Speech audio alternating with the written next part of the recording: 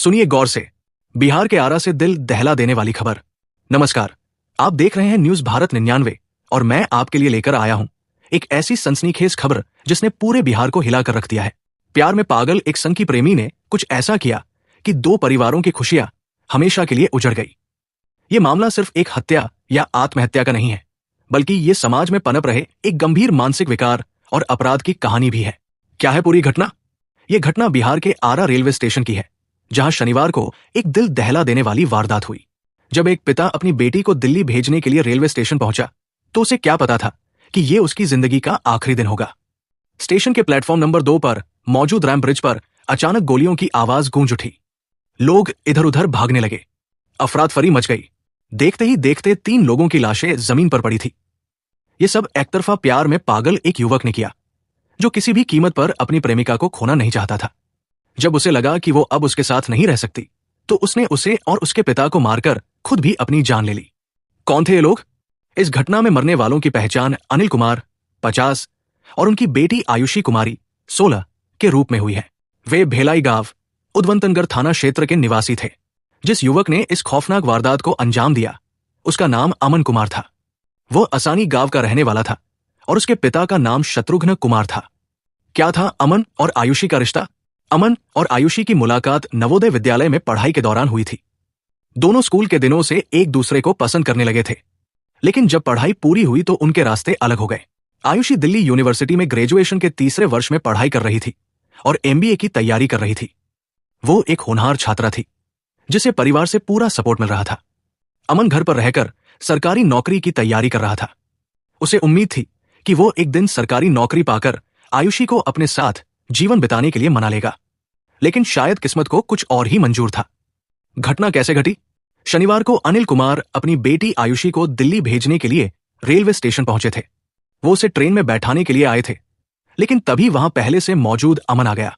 गवाहों के अनुसार अमन अचानक आया और उसने बिना कुछ बोले पहले आयुषी के सिर पर गोली मार दी। फिर उसके पिता अनिल कुमार पर गोली चला दी। इसके बाद उसने खुद को भी सिर में गोली मार ली। इस खौफनाक घटना के बाद तीनों की मौके पर ही मौत हो गई। स्टेशन पर अफरातफरी का माहौल। जैसे ही गोलियों की आवाज गूंजी, पूरे रेलवे स्टेशन पर अफरातफरी मच गई। यात्री जान बचाने के लिए इधर उधर भागने लगे। स्टेशन पर मौजूद लोग डर गए और किसी को समझ नहीं आ रहा था कि आखिर हुआ क्या है। प्रत्यक्षदर्शियों ने बताया कि कुछ ही सेकंड में सब कुछ खत्म हो गया। गोली चलने के बाद लोग जब तक समझ पाते, तब तक तीनों की लाशें जमीन पर पड़ी थी। पुलिस की जांच और CCTV की कमी। घटना की सूचना मिलते ही आरा पुलिस मौके पर पहुंच गई। पुलिस ने शवों को कब्जे में लेकर पोस्टमार्टम के लिए भेज दिया और मामले की जांच शुरू कर दी।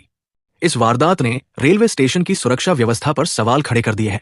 घटनास्थल के पास CCTV कैमरा नहीं था, जिससे जांच में दिक्कतें आ रही है। पुलिस रेलवे स्टेशन पर लगे अन्य CCTV कैमरों की फुटेज खंगाल रही है, ताकि पता चल सके कि अमन वहां कितनी देर से था और वो कहां से आया था। क्या था हत्या का कारण? अब सवाल ये उठता है कि अमन ने ऐसा खौफनाक कदम क्यों उठाया? 1. पारिवारिक दबाव। बताया जा रहा है कि आयुषी के परिवार को यह रिश्ता मंजूर नहीं था। वो अपनी बेटी की शादी किसी अच्छे लड़के से करना चाहते थे। 2. प्यार में पागलपन।